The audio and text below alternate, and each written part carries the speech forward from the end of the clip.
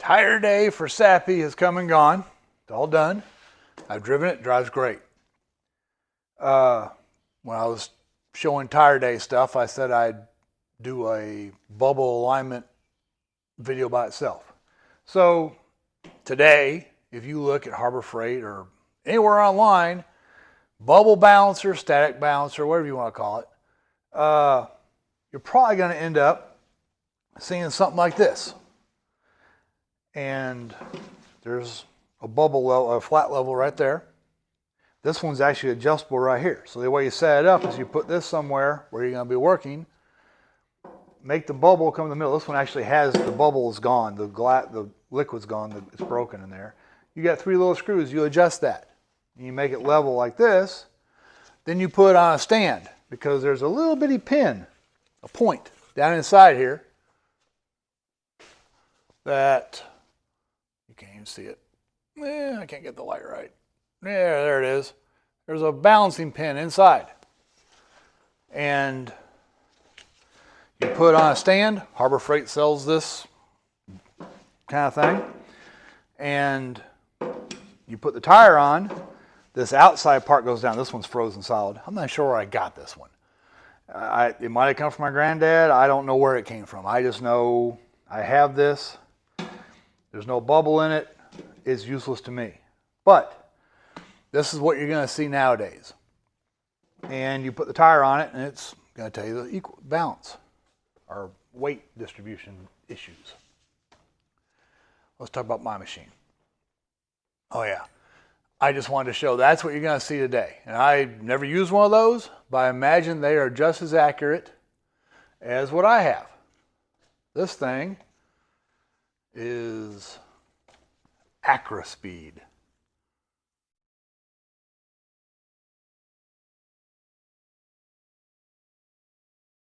And Acra-Speed wheel balancer, John Bean division, Kokomo, Indiana. And by the way, this thing here is a Challenger wheel balancer, Kokomo, Indiana. Yeah. I wonder, same factory made these sometime apart. Now, if you look, okay, this one's an Acra-Speed, John Bean. Pretty much the biggest names in wheel balancing are Coates and Hunter Engineering. When my grandfather died, I got his old stuff. This was part of the stuff he had. He had a car repair business. I'm pretty sure he had real tire machines and real balancers that I'm not sure if this was what he started off with or he came across this. I don't know. But the way it works is, oh yes, I didn't know how it worked. I level it. Yeah, okay, fine. But there's this handle. And when you pull this off, there's oil inside there. What? What's the oil for? I didn't know. So I went looking. Turns out the military used these, not this exact size. They used a Coates version of this. It has a pedal instead of a lever. And there's a technical manual. I read the technical manual. The oil inside there, and I don't know where the fill line for this one is. I just filled it up a good little bit. And the higher the viscosity, what it does is it dampens when you have the tire on here. It dampens how much it wobbles. That one, the newer ones, they have nothing to dampen them, so they can wobble around a bunch. All right. Pretty much what you want to do is you level the machine. Again, I pointed out on the other one, you level it sitting flat. This one, yeah, so you can see it. There, I got it level. And I know some of you are probably thinking, why in the world would you use one of these? Yeah, I was thinking that same thing when I was doing all those big BF Goodrich tires. They're heavy. So, one, I already have this. The way it works is you put the wheel on there, and this cone slides down to the center of the wheel. And then it tells you which way is heavy, which way is light. Okay. Why these, if you look online, people say, well, these things aren't accurate. You need a dynamic balance with it spinning. I agree. I think the best balancer out there is the Hunter wheel force dynamic balancer, like the Miata. You got to get down to 1/4 ounces of weights. Take it down to at least 1/4 ounce with a dynamic balancer so you don't get the 65 shimmy. 65 mile an hour shimmy in NA Miatas. It happens. It's there. I have my tires road force balance. Same with the Porsche.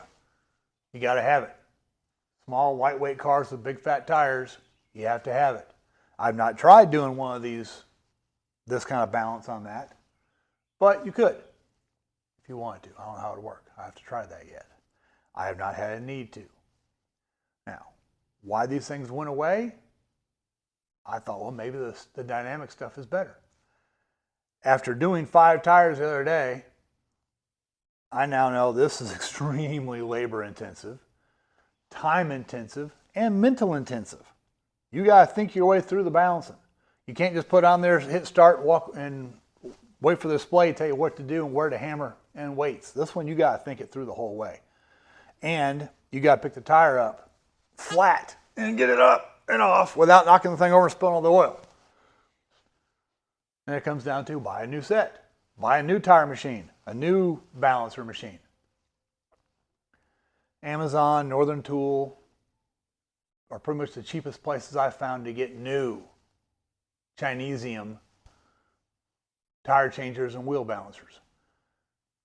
$2,500 to $3,000 delivered to your door. Then you got the floor space for them, and you really need to bolt them down. In my classroom, I tried not bolting down the Snap-on tire machine or the Hunter wheel balancer. It doesn't work well. You have to bolt them down. I don't have the floor space, and I don't have covered concrete anywhere else, so I want to give up for that. And at $3,000, if the guy in town charges me $30 a piece and he keeps my old tire for changing out wheel tires, I got to do at least 100 tires before I'm even close to breaking even. And then I got the old 100 tires sitting around. I got to get rid of those. There's a recycling thing where once a year I can take 10 tires. Otherwise I got to pay. So a new machine to me, I don't have the space, I don't have the funds to buy it outright in the beginning, and it's not going to save me money. Now, if I was still a used car dealer, you bet I'd do it. But right now I can't do it. It doesn't make sense. So I tried this. All right. Let me take you through how this works. First off, oh yeah, I'm using a Miata wheel because it's light. I can pick it up easily. And what you want to do, I have no idea if this thing's balanced or not. So let's start with the machine. You saw I got the machine balanced. And this thing has an off and an on lever. Off sets this thing down so it's kind of on the base. On is sitting on that little point. It's got the same point the other balancer head has. So it now wobbles around. Okay? You leave it off. That way the shaft is retracted, the little balancer point's not touching anything, no damage is done to it. So before you start, you want to remove all the old weights. Let me do that right now.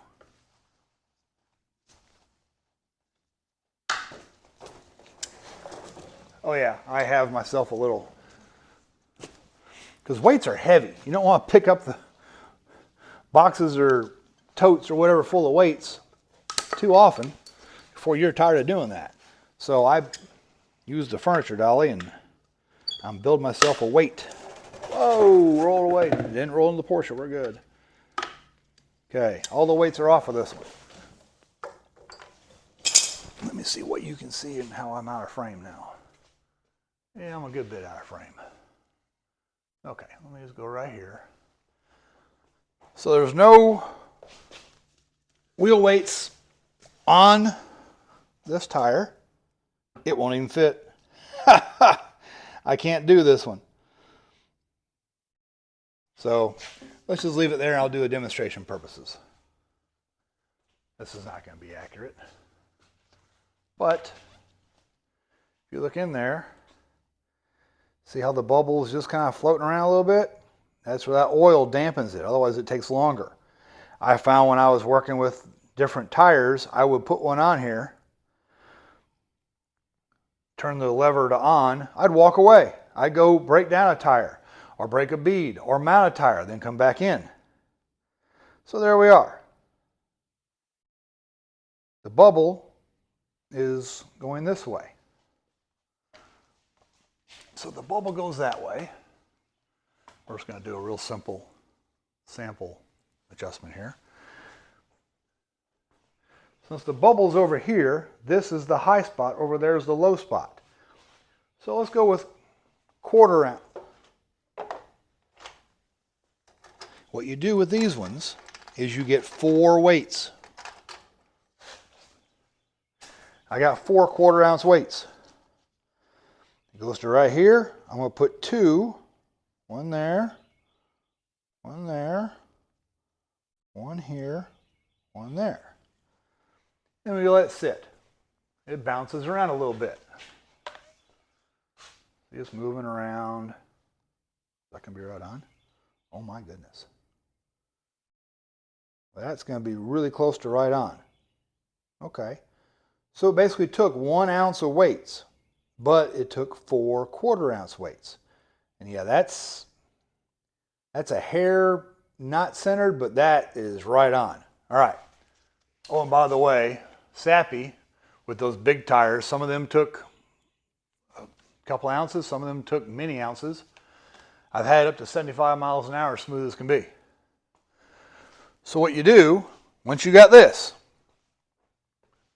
as they say use chalk, I use a little paint marker, and you mark where you are on this thing here, and then put the lever back to off, so you're not going to hurt anything. Hammer in.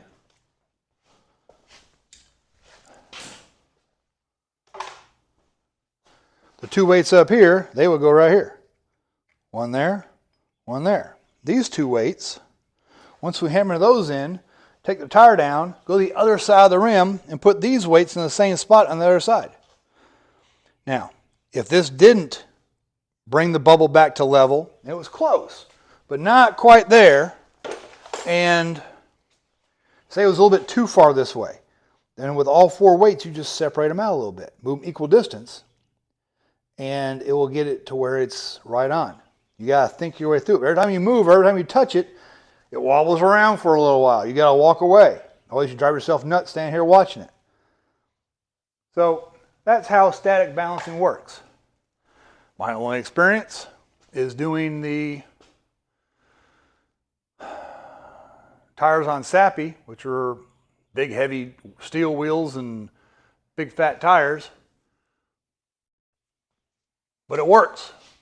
Goes on the road at 70 miles an hour, smooth as can be. In fact, it's the smoothest driving vehicle I have, and the last 2 were done by people with electronic balancers.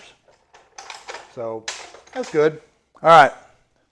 In my tire mounting video, I made a point of saying this cable way to mount your valve stem is when you put it on there and pull it through. It doesn't always like doing that. I said a pry bar type, which one here you screw on, and then you come over the side of the wheel and push down. It pops it in. Well, this is the one I bought off Amazon. It's got a pretty chintzy crossbar. Is not very tight. It's just a piece of like scrap steel. Well, not very good. I doubt this will hold up. So get the snap on. But this type of, it's got little things here, little notches to put on the wheel and pull. This is so much better than this. If you got to do, it's just boom, pop it on in. But I would not recommend this one. I'm not even going to put a link to it. So you saw how it went from not balanced, had the machine balanced, then turned it on. We're not exactly right here, but because we're not on the cone. And that let it, we put the weights over here and it was just right, but you use 4 weights. You have to use 4 weights. You can't use just 2. That's the way the static balancing works according to the military technical manual. And I think that's a pretty good way of doing it. So, all right. Hopefully that, if you're getting in the mind to do your own balancing, if you got a Miata or something with a really small center hole, might want to make sure how big your balancer is. Now, if this is the same as the Harbor Freight ones, I don't know if it is or not. Let's see if that's in frame. Nope.